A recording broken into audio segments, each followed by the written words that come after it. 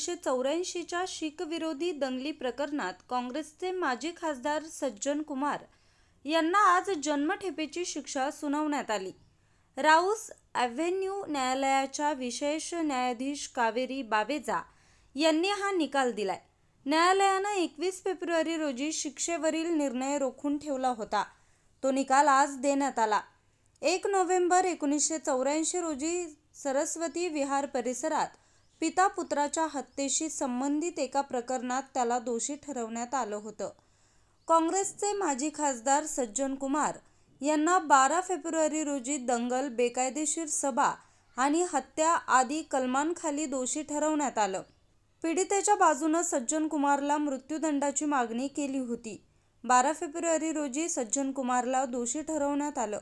हे प्रकरण दंगलीच्या वेळी सरस्वती विहारमध्ये जसवंत सिंग आणि त्यांचा मुलगा तरुणदीप सिंग यांच्या हत्येशी संबंधित आहे।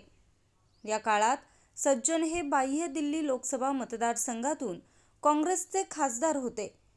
तो सध्या दंगलीच्या दुसऱ्या एका प्रकरणात तिहार तुरुंगात आहे आणि जन्मठेपेची शिक्षा भोगत आहे।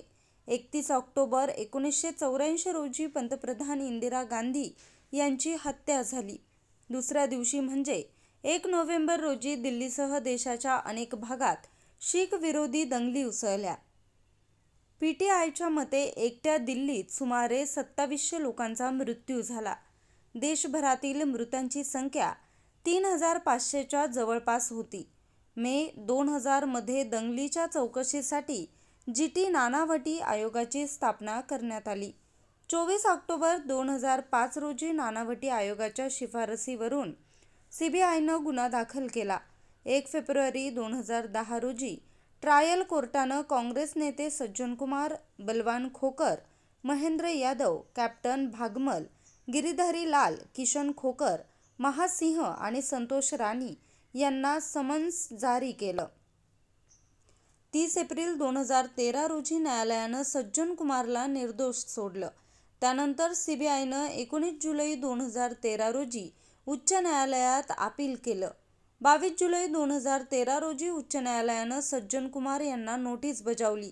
17 डिसेंबर 2018 रोजी उच्च न्यायालयानं सज्जन कुमारला 5 शीखांच्या हत्येच्या प्रकरणात दोषी ठरवलं आणि जन्मठेपेची शिक्षा सुनावली होती। बातमी संकलन नितीन कांबळे, मुख्य संपादक, आज 24 तास, नवी दिल्ली।